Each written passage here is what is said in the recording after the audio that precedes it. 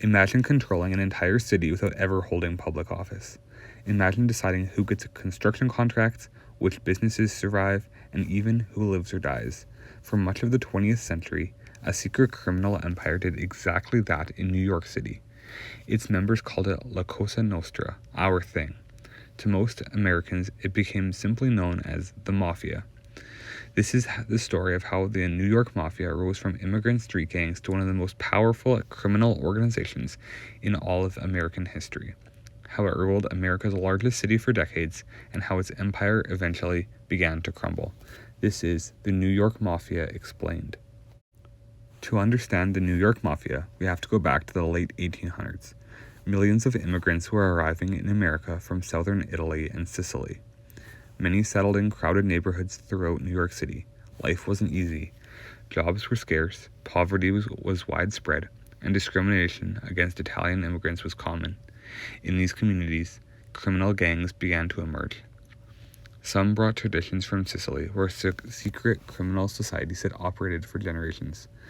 By the early 1900s, New York was filled with competing gangs fighting for territory, gambling operations, and extortion rackets.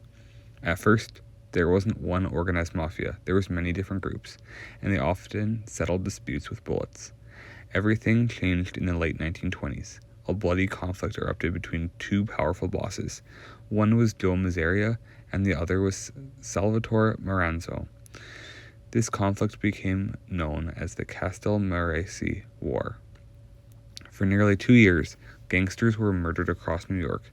The violence was so intense that many feared it would destroy organized crime altogether. But among the younger gangsters was a rising figure named Charles Lucky Luciano. Luciano saw a problem. The old bosses were obsessed with power and tradition. Their endless wars were bad for business.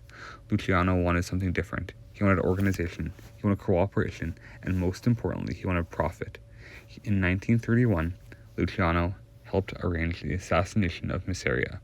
Months later, Maranzo was also murdered. With both old bosses gone, Luciano became the most influential gangster in all of America, and he would reshape organized crime forever.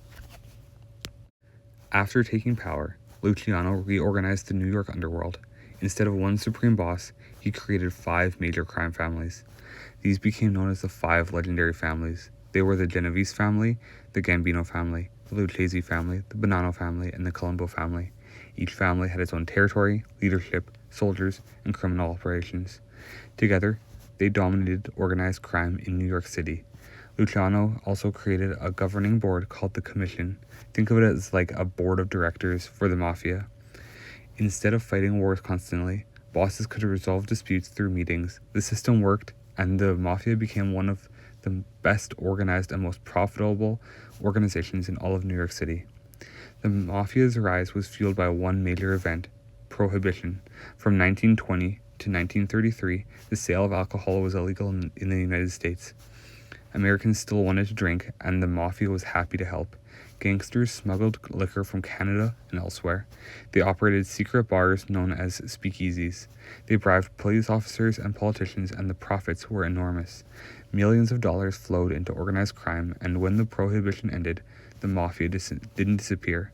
Instead, it expanded. The money earned during those years allowed criminal organizations to invest in gambling, loan sharking, labor unions, and other rackets. The Mafia had become a permanent force in New York. Many people think the Mafia only made money through violence, but their real power came from business. Illegal gambling generated huge profits. Sports betting, card games, and underground casinos brought in steady cash, and loan sharking was another major source of income. People borrowed money at extremely high rates. Failure to pay often results in threats or worse. The Mafia also infiltrated labor unions. By controlling unions, mob bosses could influence construction projects, shipping operations, and transportation networks. Businesses often paid protection money to the Mafia, and this practice became known as a protection racket. Pay the Mafia and your business was safe. Refuse, and suddenly accidents might start happening. The Mafia became deeply connected to legitimate industries. In many cases, ordinary people didn't even realize organized crime was involved. From the 1940s through the 1970s, the New York Mafia reached its peak. Its influence stretched across the city. Mobsters controlled parts of the waterfront. They influenced construction projects. They operated gambling networks. They infiltrated unions, and they even expanded into Las Vegas. The Mafia's reach became so extensive that some investigators believed organized crime had influence in nearly every major industry in the United States. Movies and television later glamorized this era, but behind the suits and expensive restaurants was a world built on intimidation, violence, and corruption. The Mafia wasn't simply a collection of criminals anymore. It was a parallel power structure operating alongside legitimate society. No discussion of the New York Mafia is complete without John Gotti. By the 1980s, Gotti had become one of the most famous gangsters in all of America. A member of the Gambino family, he gained power after orchestrating the murder of boss Paul Castellano in 1985. The killing shocked the Mafia world. Normally, such actions required approval from leaders, but Gotti acted anyway, and it worked. He became boss of the Gambino family, but unlike previous mob leaders, Gotti loved attention. He spoke to reporters, he dressed in expensive suits. The media nicknamed him the Dapper Don.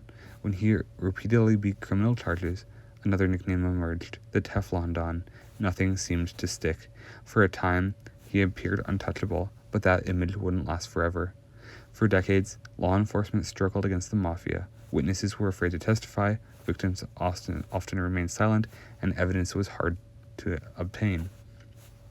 Then everything changed. Federal authorities developed new tactics. One of the most important weapons was the RICO Act. Passed in 1970, the Racketeer Influenced and Corrupt Organizations Act allowed prosecutors to target entire criminal organizations rather than individual crimes. The FBI also increased surveillance options. Agents secretly recorded conversations, informants began cooperating, and for the first time, prosecutors could connect bosses to criminal activities carried out by lower-ranking members. The walls protecting the Mafia started cracking. The biggest breakthrough came from inside the Gambino family. John Gotti's underboss, Sammy the Bull Gravano, decided to cooperate with authorities. His testimony was devastating. Gravano revealed details about murders, rackets, and mafia operations. For prosecutors, it was a gold mine. In 1992, Gotti was convicted on multiple charges. He received a life sentence, and the man once known as the Teflon Don was finally defeated. His conviction sent shockwaves through organized crime. If someone as powerful as Gotti could fall, no one was safe. So what did happen to the New York Mafia? Did it disappear? Not exactly. The five families still exist. Law enforcement agencies continue to investigate organized crime. Occasional arrests and prosecutions still occur.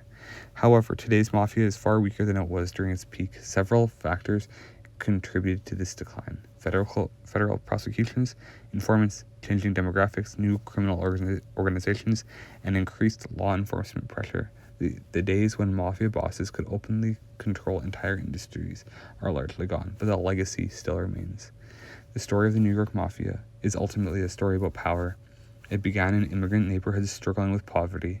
It evolved into a criminal empire worth millions. For decades, the Mafia influenced business, politics, labor unions, and daily life throughout New York City.